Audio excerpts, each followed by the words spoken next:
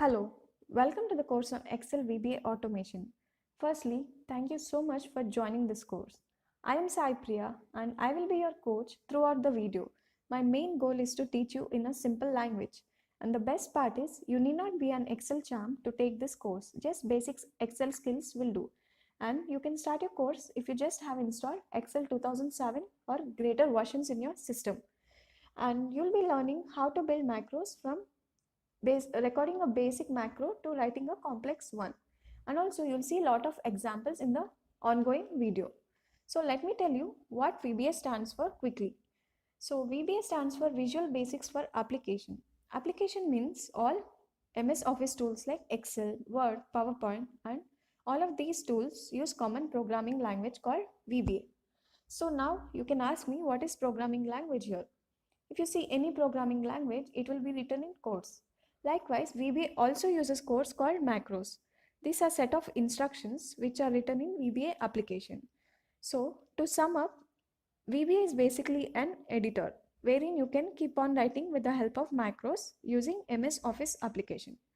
So by this course, it will help you to create your own macros so that you can bring your Excel skills to the next level and become much more productive and efficient as you can deliver your task quickly.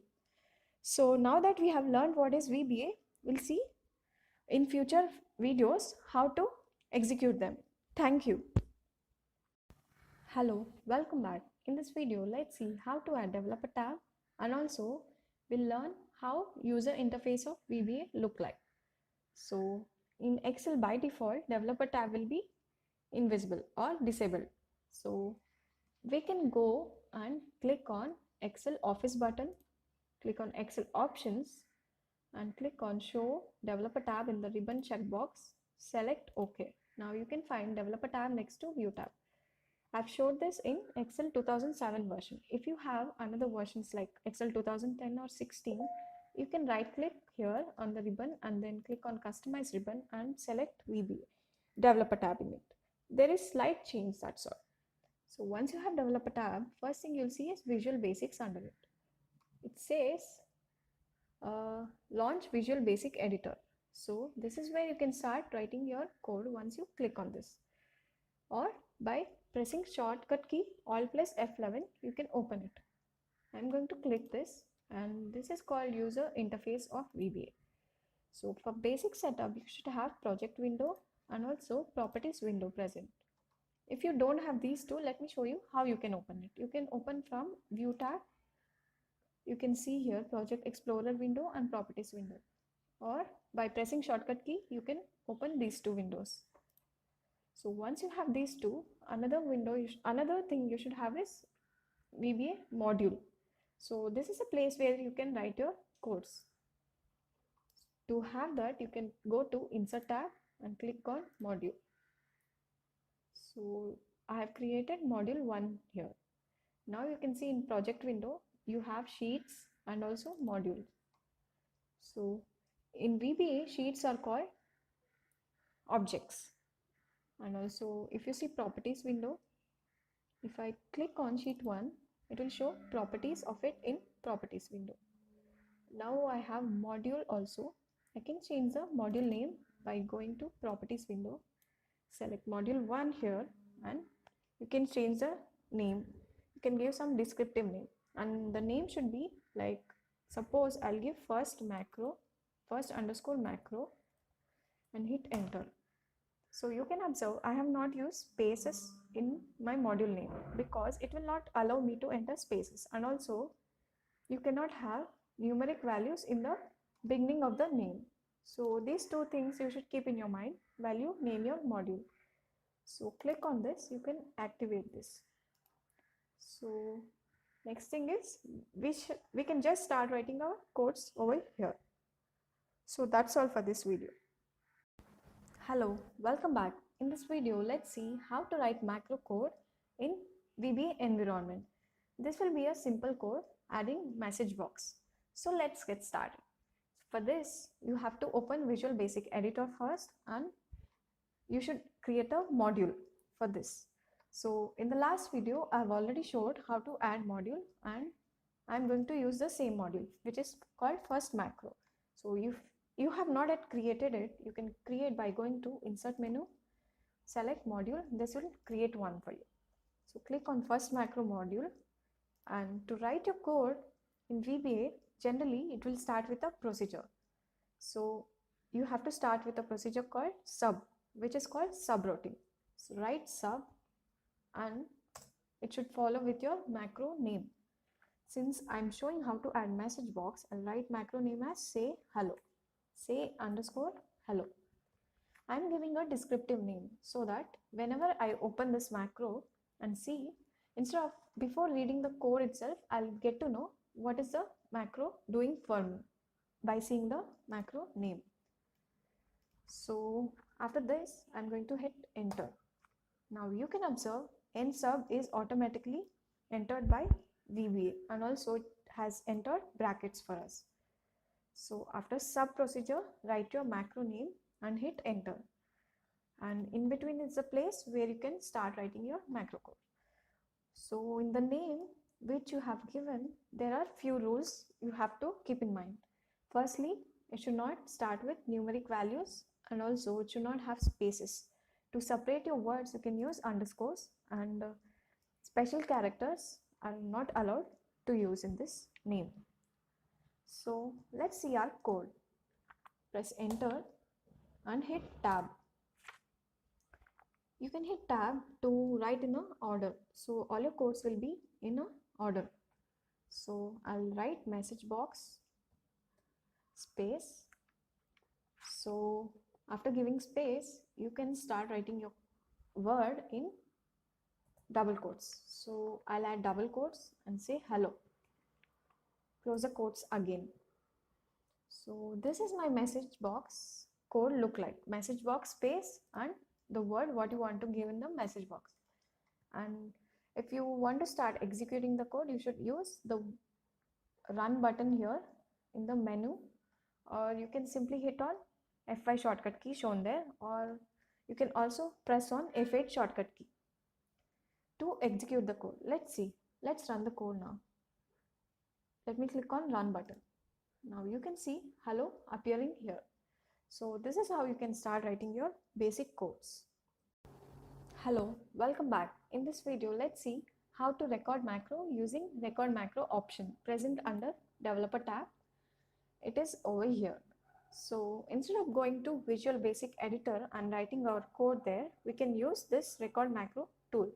So once you click on this record macro tool, whatever task you do on Excel, whether it is typing a value or formatting it or copy pasting the cells, anything it may be, will get recorded.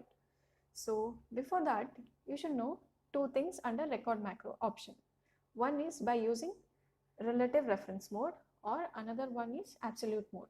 In Excel, by default, it uses absolute method to record a macro. So let's see with an example. For that, let's click on record macro, and in this dialog box, we have to give few of the information. So it is asking for macro name.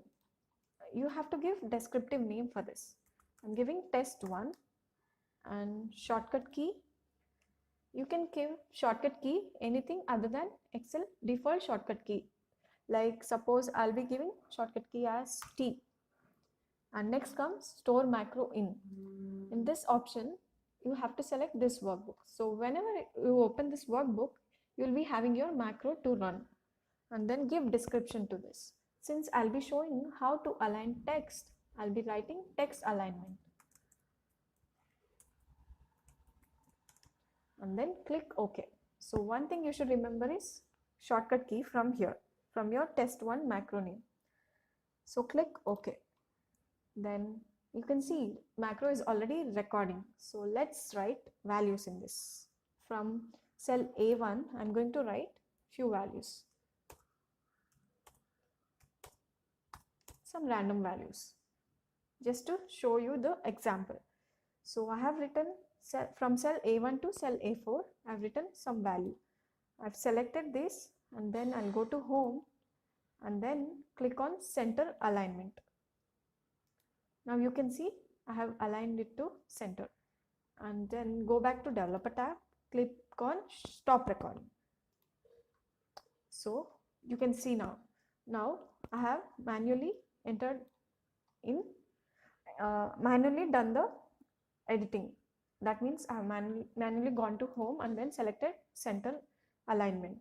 So now let's delete all this from here, clear content, and let's see if my macro is working. So I'll be showing this in absolute mode. Click our shortcut key, that is Ctrl plus T, right? Now you can see our macros appearing here. That means code is working. Now let's see how to use macro in relative reference mode. The only difference is between absolute and relative. If you use relative reference mode while recording macro, it will be easier to repeat the macro anywhere on the sheet. If you use absolute mode, your macro will be recorded only in the selected range. That means only here. It will not appear anywhere on the Excel sheet. So for that, you can use relative reference to use the macro anywhere on the sheet. So click on relative reference and start recording a macro. Again, it is asking for macro name, test2, and shortcut key. This time I'll give Ctrl plus L, and then store macro in this workbook again and give descriptive name. This time I'll be using the same alignment again, text alignment. Then click OK. Now let me write values in H2.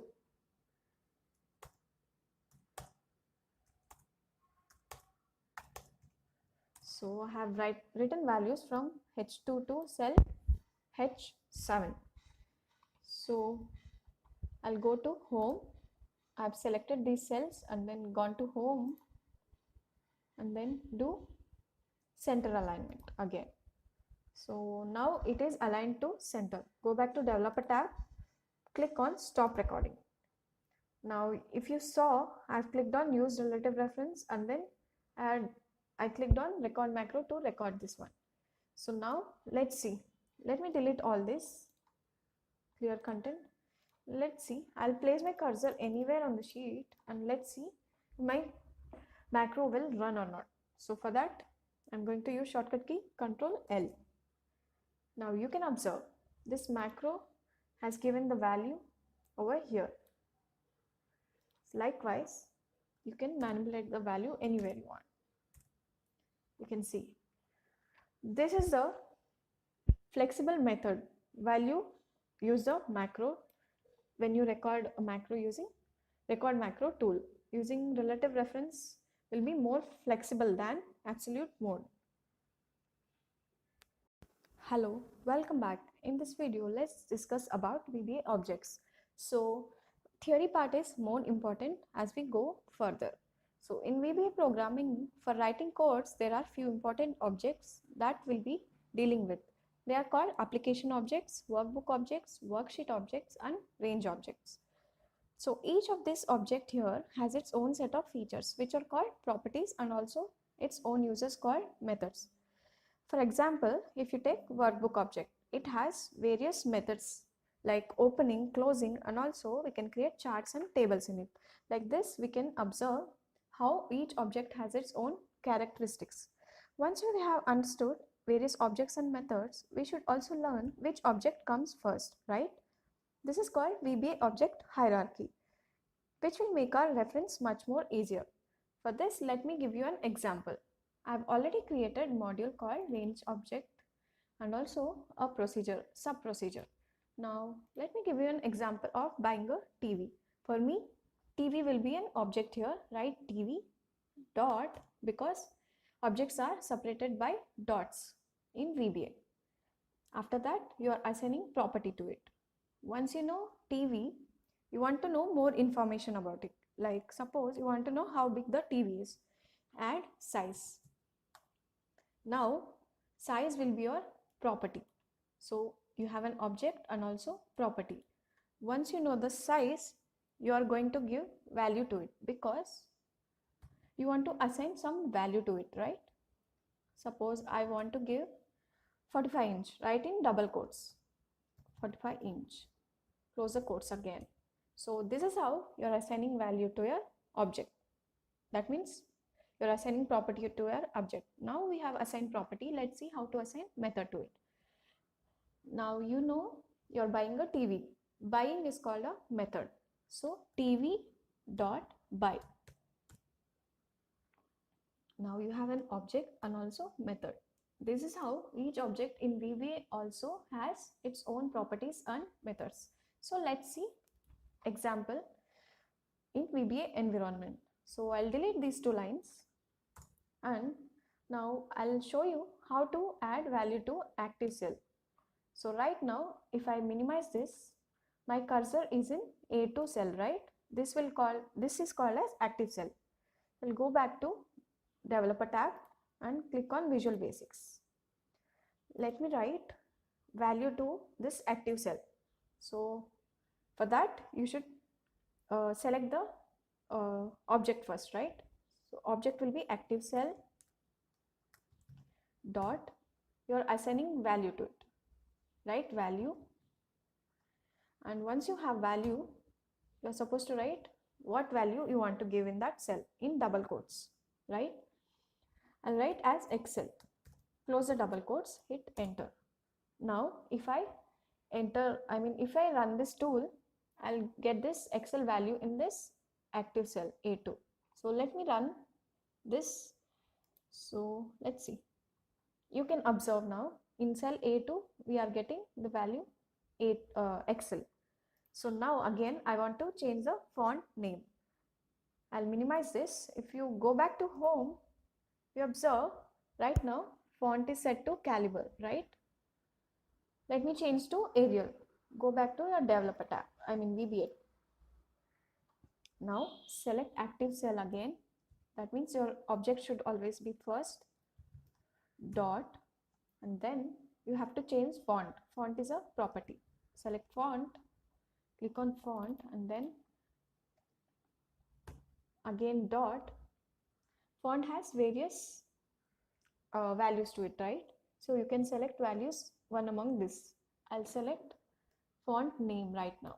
Select name and then equals to, this font name has various names under it, right? You have to give the name to it in double quotes. I'll write it as Arial, right? Arial in double quotes, close the quotes again.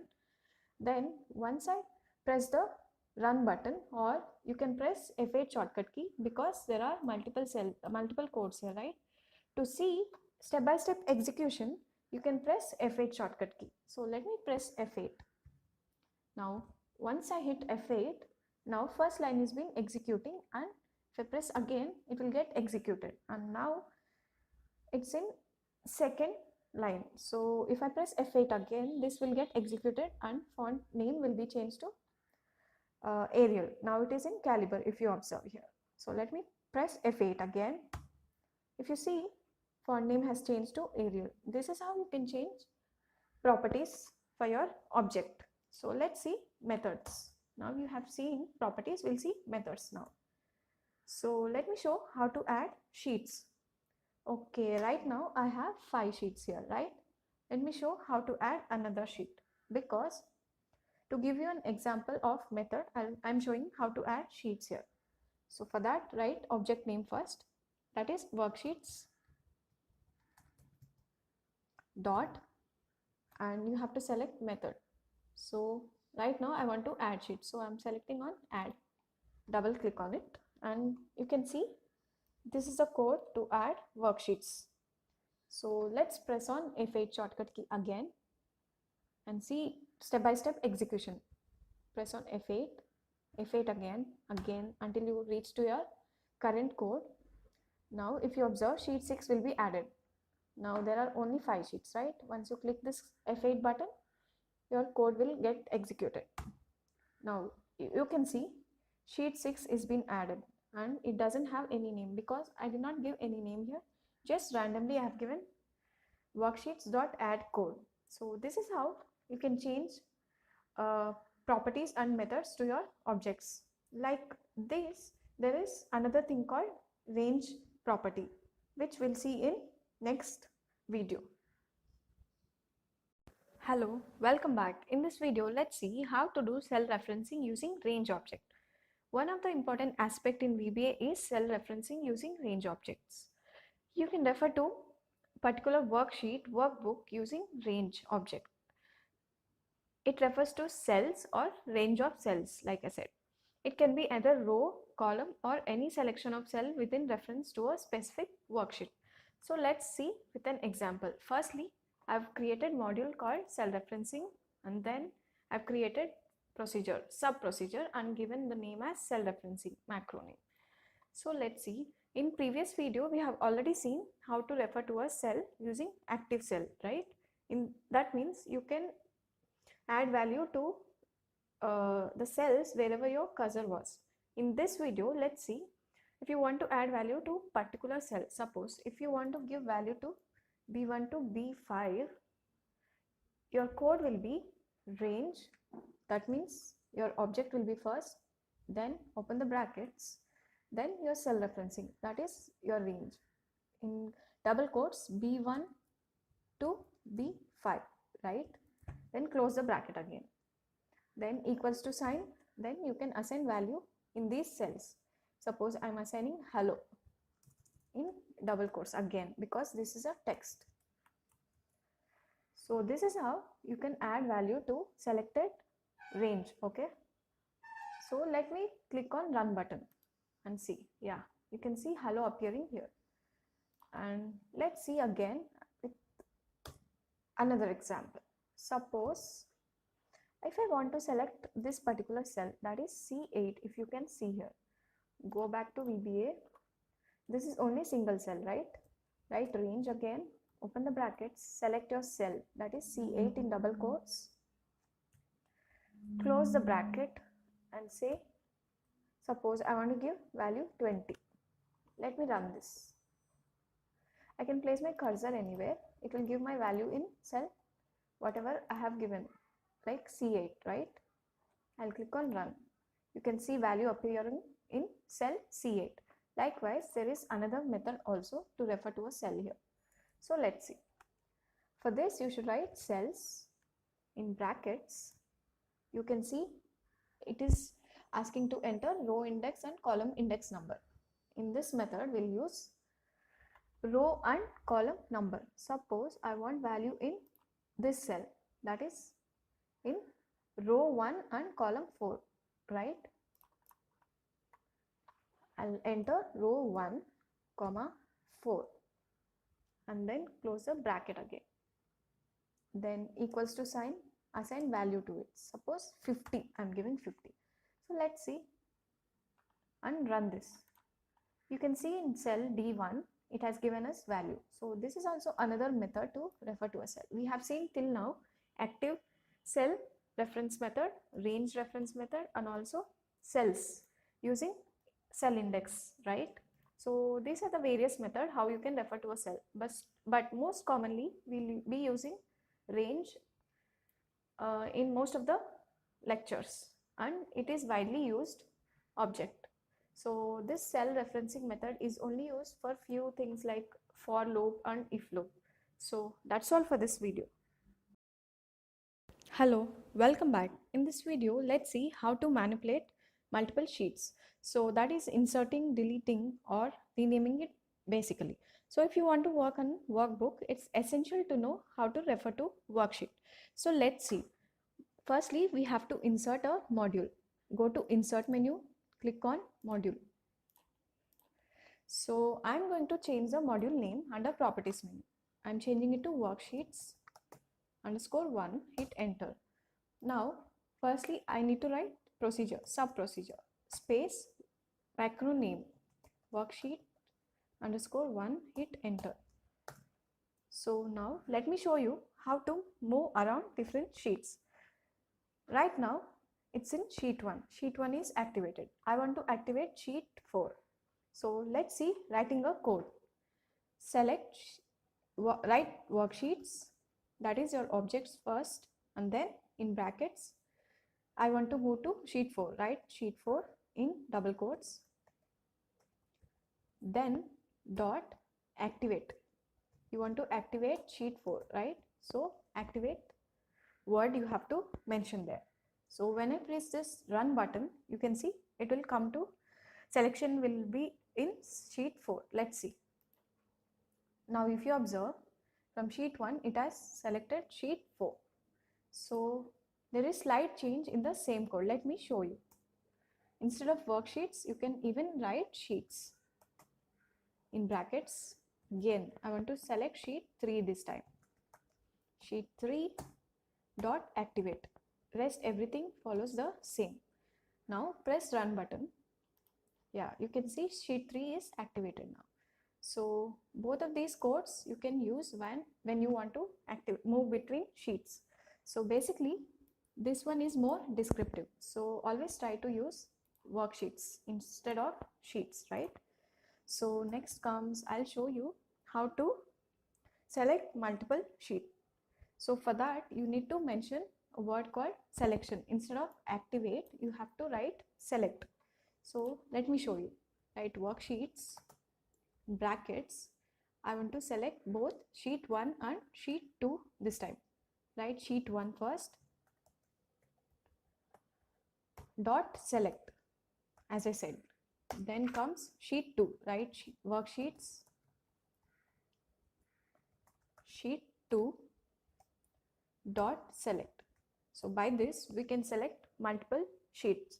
So before that there is something extra thing you have to add after select. You have to add word false so that you can select multiple sheets. So if I just execute selection with these two methods one after the other, there are chances that sheets will be replaced, right? So I'll select sheet 1 first. That is, I'll press on F8 shortcut key and get the cursor here, so that I don't want step-by-step execution. I want to execute only this code. So I brought the cursor here. I'll press F8 shortcut key. Now I'll simply go on sheet 2. So if I have the word false, it will tell Excel not to replace the current selection. So that's the reason you have to write false after your select. Now when I press F8, if you observe now, sheet 1 and sheet 2 both get selected. So this is how you can select multiple sheets. Now that we have seen how to select multiple sheets, let's see how to rename the sheets. Write worksheets, then in brackets whichever sheet you want to rename. So suppose I want to rename sheet 4 dot name equals to renaming, you want to enter the value here. I am entering it as date in double quotes because this is a text. So when I execute this, you can see sheet 4 will change its name to date. Press F8. If you observe, it is changed. Now let me show you how to delete sheets. Write worksheets again. Then comes your sheet. Whichever sheet you want to delete, mention that sheet name. So I want to delete this date sheet. So write date dot delete. So in earlier code you had used name method, right? Now you are using delete method to delete sheet. So let me run the code. Press F8 shortcut key again. So it is giving some pop-up saying data may exist in sheet selected for deletion. To permanently delete the sheet, press delete. So I am deleting this sheet because I don't have any useful data there. So I just want to delete that sheet. Press on delete. You can see sheet gets deleted. So this is how you can manipulate with sheets. So one more thing is, whenever you want to refer to sheets, I have used sheet 4, that is this name method, right? There is another method also to refer to sheets. If we go to sheet 1 and under properties, you can see this code here. For sheet 1, this is a code you can use to refer. Instead of writing the name whichever is here, you can use this code name. That is, whichever name is here, you can refer this in brackets. So this is also one of the method to refer to sheets, and it is more reliable one. So that's all for this video. Hello, welcome back. So in this video, let's see how to refer to workbook and also switch between different workbooks, and finally how to save your macro enabled workbook. So let's start. So for this, let's create a module. I'm renaming module name to workbooks _1, hit enter and write your sub procedure. Sub, name of the module _1, _1, hit enter and press tab. So when you want to switch between workbooks. Now for this exercise, I have created another workbook called book 2. This is my earlier workbook. This is my new workbook. You can see 3 sheets in it. So right now if you see, it's in book 2, right? That is, I'll reduce the size. You can see more clearly.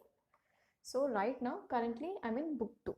I want to go to book 1. So for that you have to write code workbooks in brackets. You have to mention your workbook name, whichever workbook you want to refer to. I want to go to book 1 now. So I'm writing book 1, right? Dot, you have to mention this extension name also when you want to refer it. It's XLSM, right? Because it has macro codes in it. So extension name is different for this. Then comes activate. So once I press the run button, you can see the changes. Now it's in book 2, it will go to book 1. Let's see. You can observe book 1 is activated now. So like this, there is another method to activate the workbooks. So let's see, that is by using index method. Index number, right? Workbooks again. So first book which I created will be 1, index number 1. Second book will be index number 2. Now I want to refer to this book 2. So I'll use index number instead of workbook name, write 2 and dot activate again. So it will go back to book 2 now. If you run the shortcut key, you can see it's gone back to book 2. It's activated now. So then comes how to refer to that particular workbook, and also if you want to open or close that particular workbook. So let's see that. Hit enter. Now book 2 is activated, right? Now I want to close book 2. I want only book 1 visible. So for that, so now your active workbook is book 2. Then if you want to close it, write active workbook dot close. So this is how you can close this active workbook. One more thing, while closing, it will ask us whether if we want to save the changes or not. For that, you should use an extension to that code called active workbook dot close space. If you want to save changes, you should give true. Okay, you can see here. So this is how you can close that particular active workbook. So let's see by pressing F8 shortcut key. Let me change F8 and bring this. So this is how here you can work between sheets. This particular code will work right now. Let me press F8 shortcut key. You can see if I execute again, that means if I press another time, you can see the particular sheet is closed and also saved. Now let's see how to save this macro enabled sheet. So if you have macros, there is slight change when you want to save this workbook. So go to file, select save as, and then select the location where you want to save this workbook. Then comes your file name. I'm keeping it to book 1. Then one thing you should observe is save as type here. You should select Excel macro enabled workbook when you're having macros in your workbook, or else usually it will be Excel workbook, right? Save as type would be Excel workbook. Since we have macros, you should select this option, second option. Then click on save. So this is how you can save your macro sheet. Hello, welcome back. In this video, let's see how to write variables and also how to declare statement using implicit and explicit statements. And also we'll cover errors which occur while using variables. So variables are basically used in all computer programming, and even in VBA we'll be using them. They can store value in a computer memory so that whenever we want them, we can use those value and execute our codes. So one thing you should remember is each variable contains a unique name, and it has few set of rules, like it should not contain spaces and numeric value should not be entered in the beginning of your variable name, and you should not enter dot in your variable name. So let's discuss with basic example. For that, I've written few things here in my Excel sheet, car names and units sold. So let's see in Visual Basic Editor.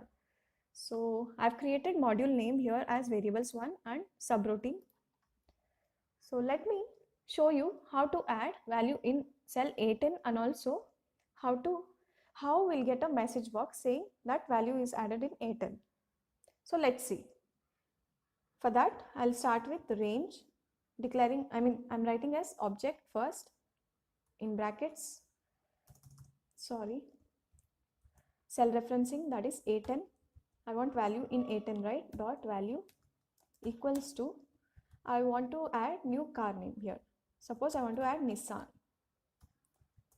Hit enter. Next thing I want is, I want a message box, right? Message box space, and in double quotes write your message. Nissan is added. So this will be my message. So when I hit F8 button, I'll get this message box and value in my cell A10. So let's see. So my code is getting executed now. It got executed and I got a message box saying Nissan is added. So suppose, what if I want to change the car name to Suzuki now? Let me write Suzuki, right? Suzuki. Now I want to change in two places. One is in range code and also in message box code, right? So I have to do dual entry. So instead of this, what if I have something called variable which will store my car name there? So for that, you should write your variable name at the beginning of your sub. So once you write your sub, you can specify your variable name. I'm writing as new car. This will be my variable name which will store the value in it. Equals to, give value for your variable name in double quotes. Suppose Suzuki, right? I want to get Suzuki. Whenever I have new car in my code, it will give me Suzuki value in it. So it is storing the value Suzuki in it, right? Then in range, instead of Suzuki, you can write new car. Because new car equals to Suzuki, right? It will give Suzuki here, and in message box, you should observe I'm removing Nissan from here and keeping this code as it is, and before that I'm writing new car. This is my variable space I'm adding, and this is because this will concatenate two sentences, because there are two things here. One is the comment and also the variable name. Once I hit run button, it will execute it. Let's see. I'll press F8.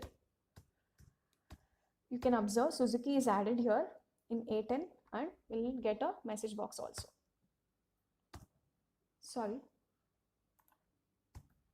Yeah, you can see message box here. Suzuki is added. So like this, you can assign values using variables. So this is called implicit declaration. So one disadvantage over here is, whenever you declare variables using implicit method, there are chances of errors. So let's see. I'll give new variable name, new car 1 equals to, this time I'll give Ferrari. I am storing Ferrari in new car 1 variable. Then write range, your reference, that is, this time I'll give cell A11 dot value equals to, you can see everything is same as per the above codes, right? One thing I'm doing here is, instead of new car 1, what if I mistakenly enter as in NES car 1? So there is spelling mistake if you observe. Instead of new car, I have used S right here, NES car 1. So let me run the code and see if it will give the value in F11 cell. I should get value F Ferrari in A11 cell, right? So let me execute it. I'll bring this cursor here. So let me click on F8 again. So if you see, even after executing the code, I don't see any code, any value appearing in A11 cell, right? This is because there is spelling mistake here. You can see here. So the variable which I have declared is new car 1, but what I'm using is NES car 1, right? So it is something not declared. So these are the errors when you use implicit way of declaration. We can avoid this by using explicit declaration. So let's see. All right. For that, you should write explicit at the beginning of your sub, right? Enter. And as soon as you open the module, you should write option explicit and hit enter. Sorry. So now whatever you have to declare should be declared using explicit way, that is using a variable called dim, that means dimension. So it's always better to use this explicit way of declaration, which we can avoid few of the errors. So let me delete this sub procedure and write a new one, sub variables 1. So let me show you an example here. So in explicit declaration, you should use word dim to declare your statement. Dim space and your variable name, that is new car, right? I'm keeping the old variable new car space what you want to store in new car, that is what you want to store in that variable. I'm writing as string. String means any text will be referred to as string in VBA. So select string, then enter. Now once you declare your variable, you should assign value to your variable. That is, for your new car, you should assign value equals to sign and in bracket and in double quotes, right? So this time I'll use Audi 8. So again I'll enter the range in A13 cell now. A13, see if this will work. Value equals to new car, right? So what I've done is I have declared statement and also I've given value to my variable and I have written range. So let's see and press F8 shortcut key. If you see cell A13, I got value Audi 8, right? Suppose what if I do some error? Instead of car, I'll give cam. So instead of new car, I've given new cam as my variable name, right? So let's see if this will execute or not. Firstly, I'll remove value from cell A13 so that you can observe if this code will give us the already an error here, right? I'm getting the pop-up because once I press F8, it says variable not defined, and it's highlighting me what is the issue here. You can see new cam. It is highlighting this variable is not defined.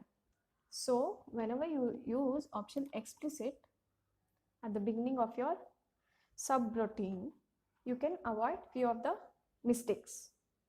So yeah, this is how you can use your codes, variables. Hello, welcome back. In this video, let's discuss about VBA data types. So basically, we are talking about storage types in computer memory. That means what each variable can store in it. So in previous example, that is, in this example, we have already seen one kind of data type, that is string, right? We have assigned a variable and also assigned data type to it. So in this video, let's see how we can write multiple data types, or how we can use multiple data types, right? For that, it's better if you understand what kind of data types are available in Excel.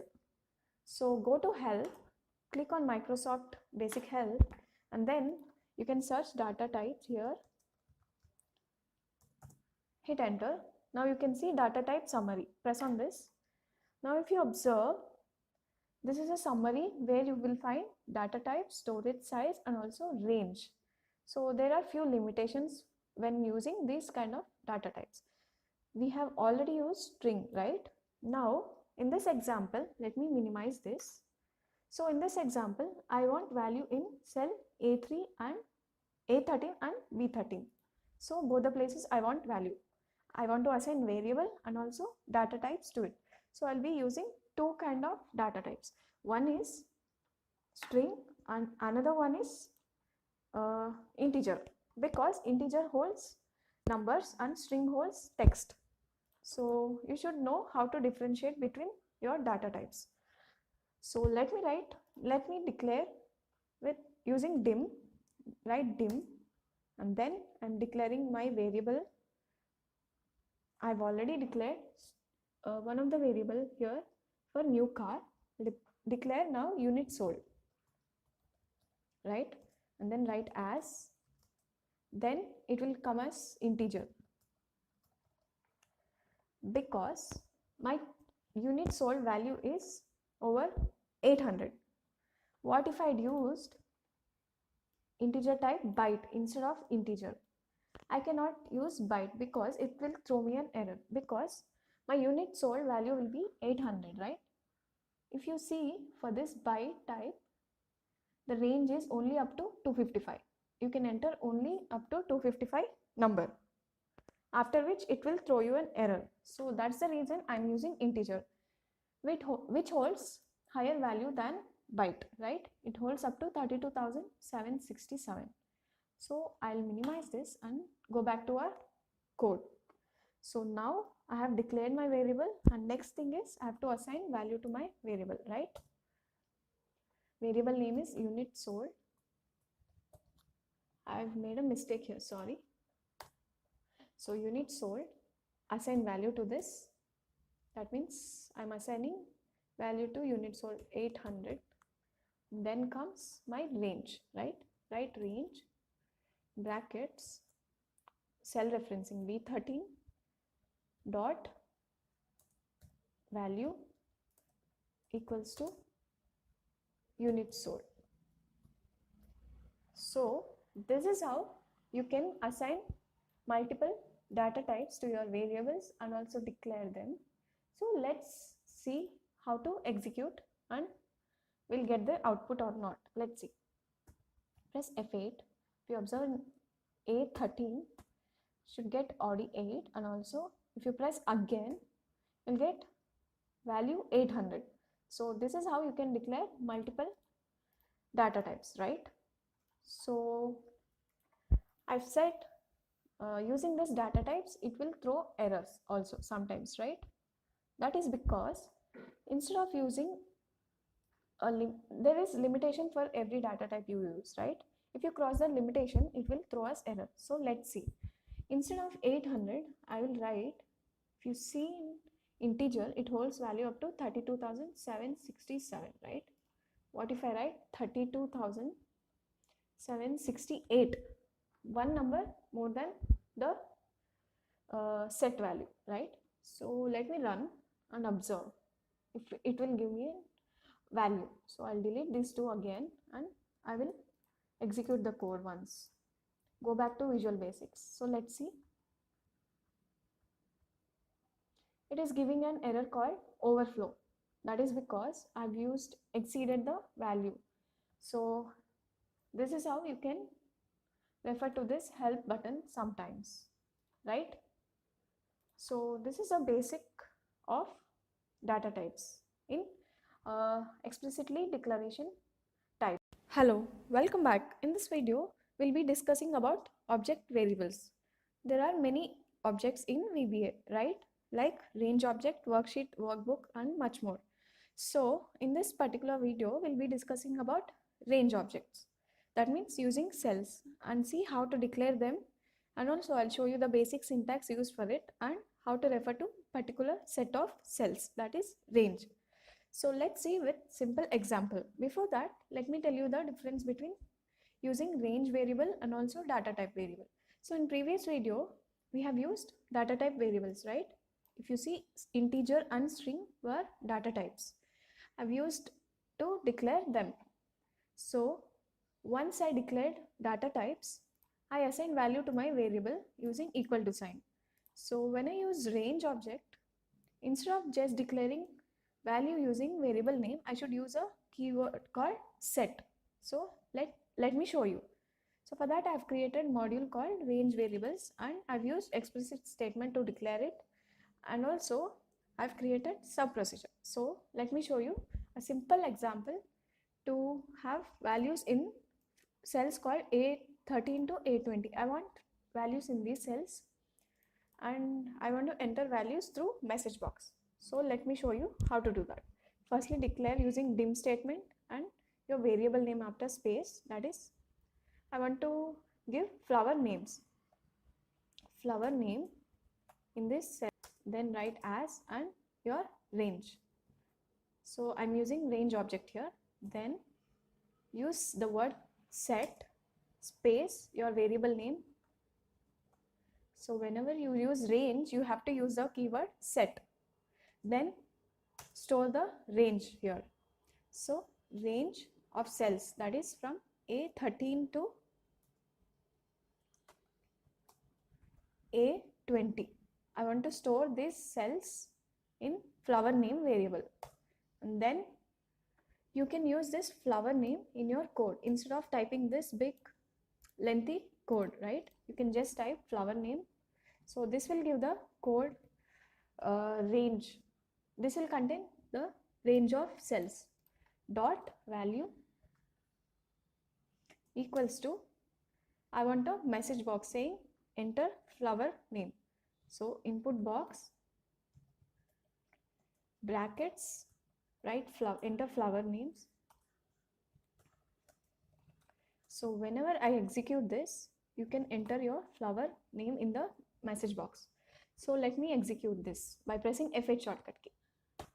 So if you observe, I got a message box here, right?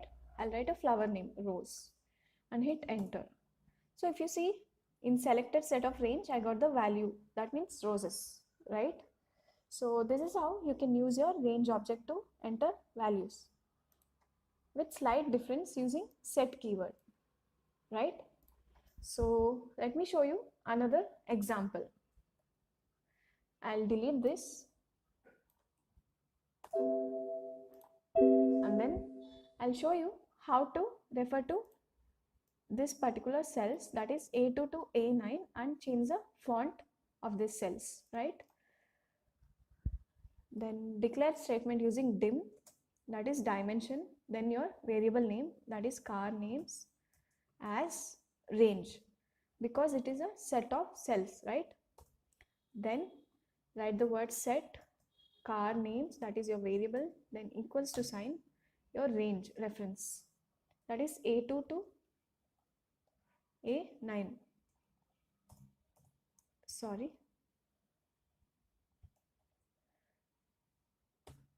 Then comes your code, right? That is car names dot value. Sorry, now as I want to change the font, I'll show you how to change the font to bold. I'm using the function called bold, then equals to sign. You want to make it bold or not, that means true or false. I'll write true. Now if I execute this code, we'll see the changes happening. We observe the font is changed to bold. So in this I've used range A2 to A9, right? And then change the font to bold. So in my previous video, if you have noticed, I've shown you the examples of how to refer to ranges, how to set the font to bold and etc. Right? So if you see those videos, you'll understand this particular example. And then what if you want to change value of just one particular cell, that is only 9. So I want to change the font color for this. So I'll write color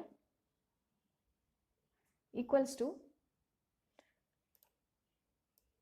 RGB red. So this is a code you have to use whenever you want to change the color. RGB means set of combination of 3 colors, that is red, green, blue, and your color name. So let me execute F8. So if you observe now, for cell A9, the color is set to red. So this is how you can manipulate your cells using range variables, right?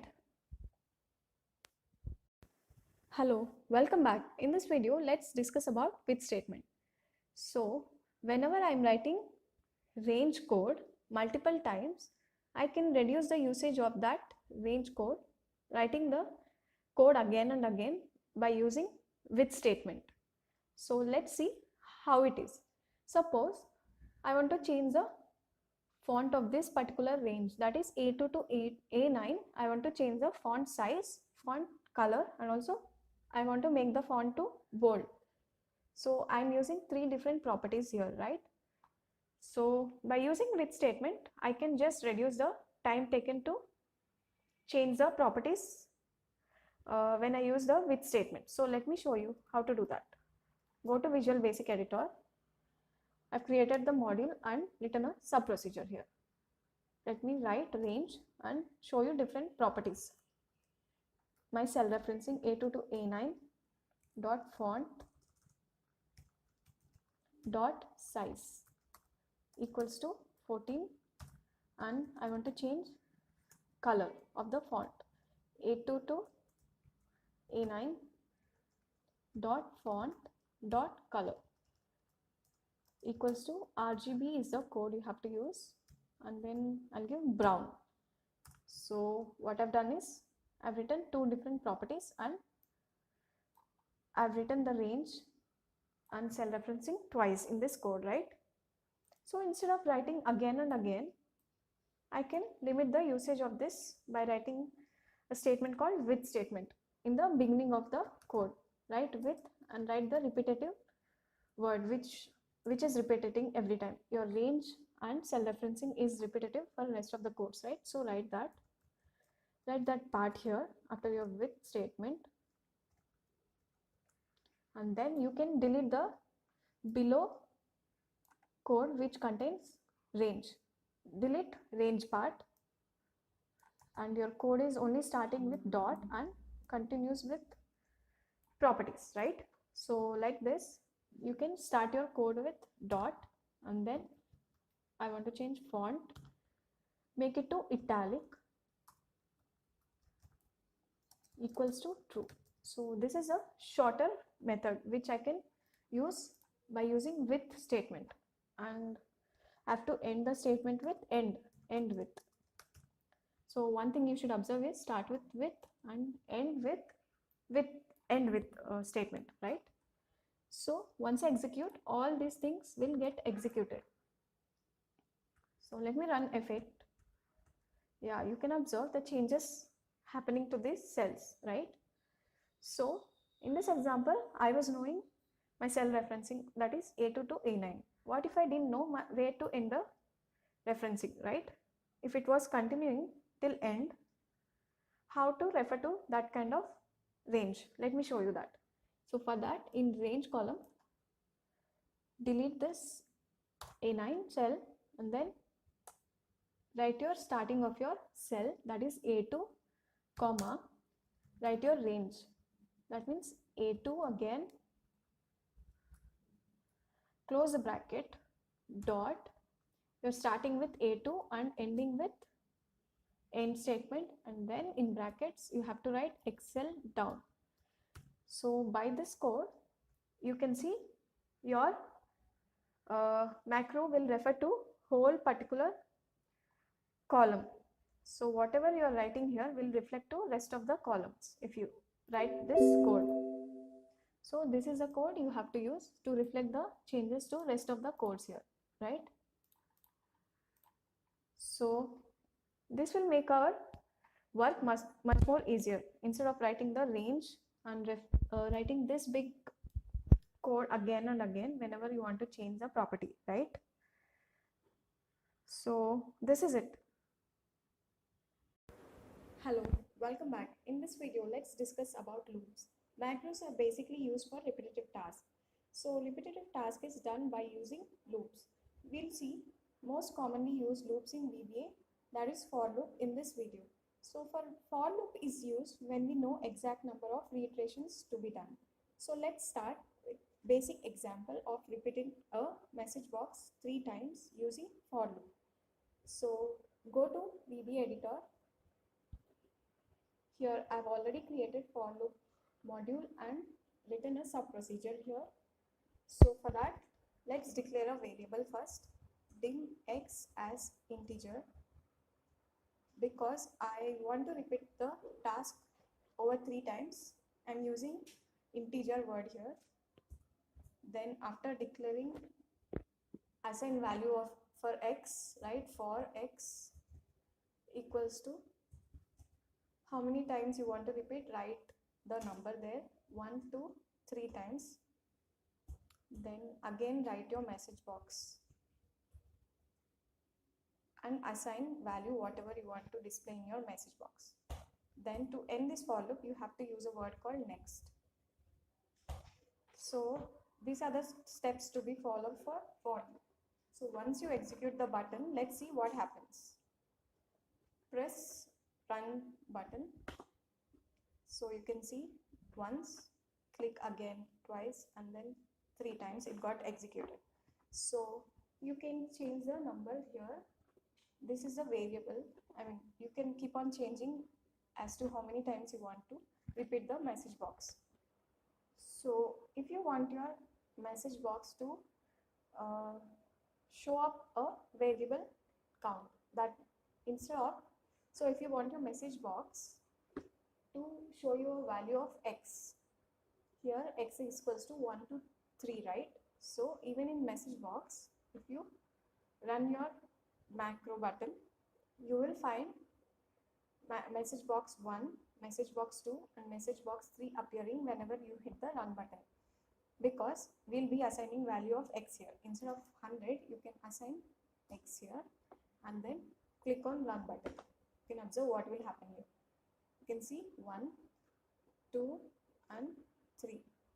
So if you press again, it will end. So like this you can assign value for x. And one more thing which I would like to tell you is, if you want to skip the number instead of continuous number, if you want to skip the number to 3, right, step 2. That means whenever you click the message box, so the number will be starting from 1, and then if you write step 2, the number will jump 2 steps forward. That means it will come to 3. So let's see how it will work. Click on run button. So if you click OK again, you can observe instead of giving me 2, it has directly given me number 3 here. So this is how you can use your step into option here. So that's all for this video. Hello, welcome back. In this video, let's learn how to assign value to cells using for loops. So I'll be using the same example. I'll copy paste this set of macro lines, paste it over here, and first thing I'm going to do is change the macro name here. Both the macro names cannot be same in this module, so I'll change it to 2. And one more thing I'm doing is I'll change the number to 10, and I'll remove this message box here. Since I want to add value to my cells, I'll be writing cells in brackets, row index and column index number. Mention your row index and column index number. I want to show up value from these cells A1 to A10. So I'll be writing 1, 1, because I'll tell you why. Dot value, I want to assign value, so write value equals to 10. So 1, 1 means your row number and column number, right? So my column is same, So I'll keep it as 1. Only row keeps on changing.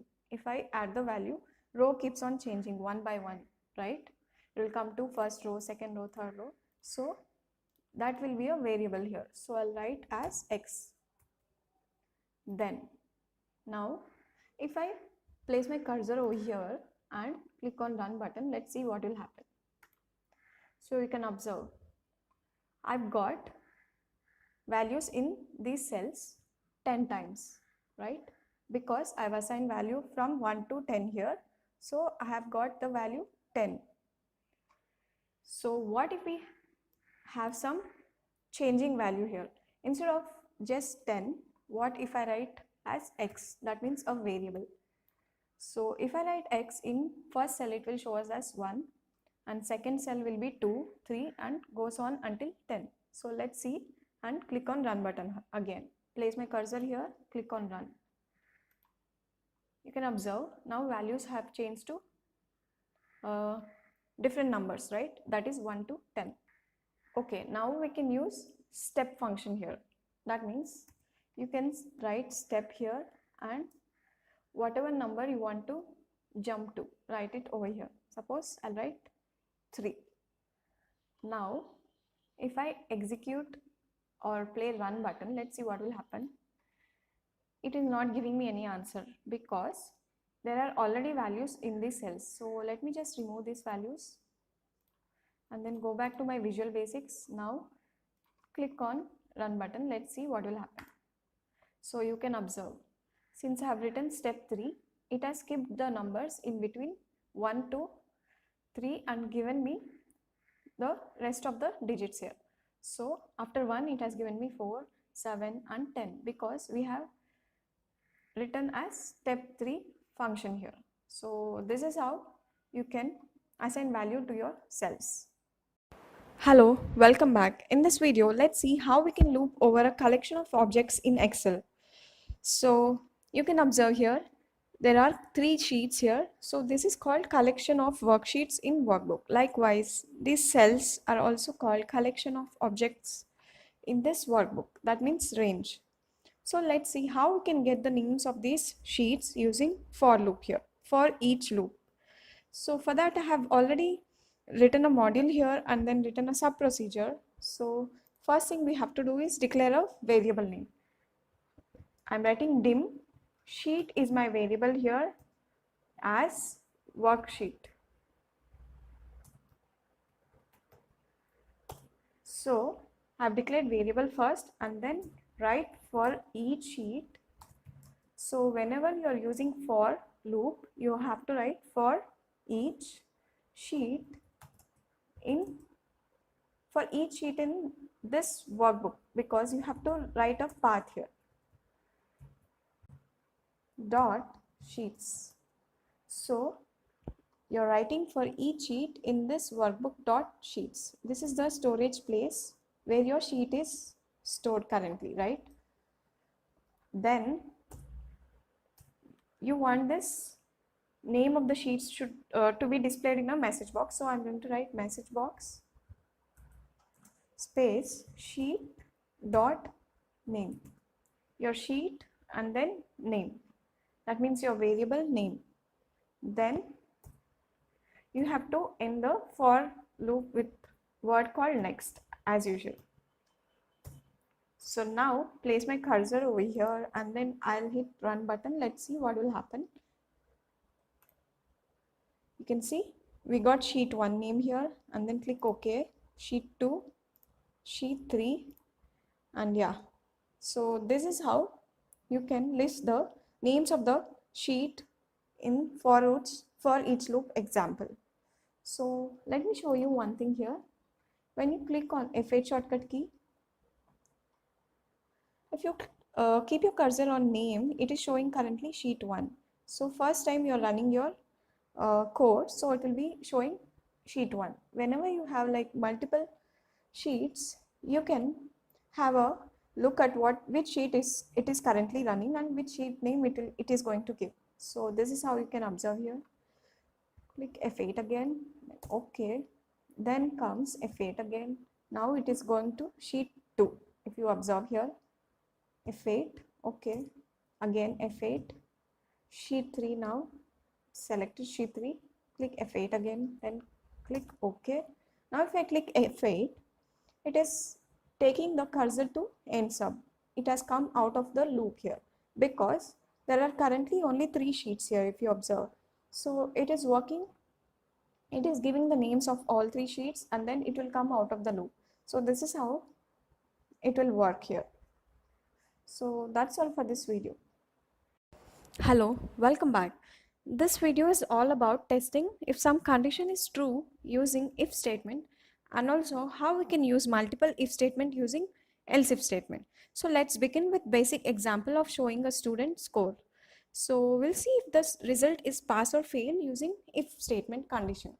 Suppose in this example, student score is 55. If the score is more than 35, I want the result to be shown as pass here. So that is the condition we'll be testing here. Let's go back to VBA and write our macro code. To write if statement condition, use if, then comes your range. Condition you want to use, where is it exactly located? That is in B2. Write B2 dot value. If B2 is more than 35, then range, then now you have to write your destination of your result, where the result has to be. That means in C2, I want the result. So write value equals to, in double quotes, whatever result you want to show there, write it over there. Then you have to end with end if statement. You have to always write end if you are using if statement. So if B2 is greater than 35, show me pass. Let's test this condition. Click on run button. So you can observe here, it has given me the result as pass. This condition is absolutely working now. So what if my score is less than 35, that is maybe 20. I'll press on a F8 shortcut key. Yeah, even after execution of these lines, the result is showing still as pass because I have not mentioned anything other than pass condition here. If you see, only if it is greater than 35, show me as pass. So it's giving me only one kind of result here, that is pass. So if you want to satisfy both the condition, you should use if else condition, and for doing repetitive tasks we should use for loop. So let's see an example which will satisfy both the conditions. Let me remove this statements from here and write a new statement for else statement. So now if you see, I have written the example of student names and scores up to 7 students here. Let's see if the results are pass or fail using else if statement. We have more than one student and more than one condition here. That is, it has to show us pass, and also if score is less than 35, it should show us fail. So let's see.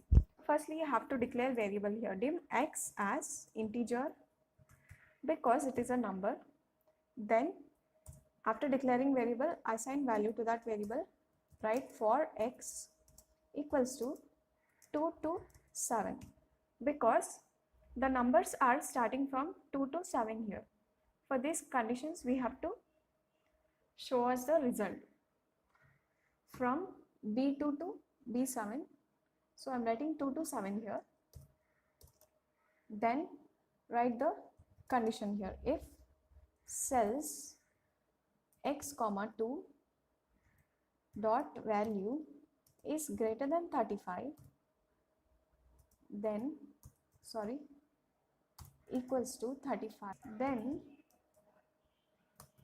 show me cells x comma 3, that means the destination, dot value equals to, in double quotes, pass. Else, write else cells, this is also a destination now we are mentioning, else cells x comma 3 dot value show us fail.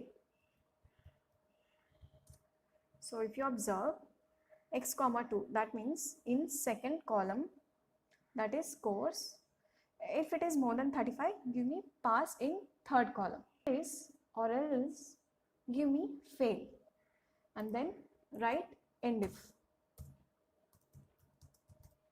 Then we have written end if to close the if statement, and then we have to write next to run the loop for the next statement.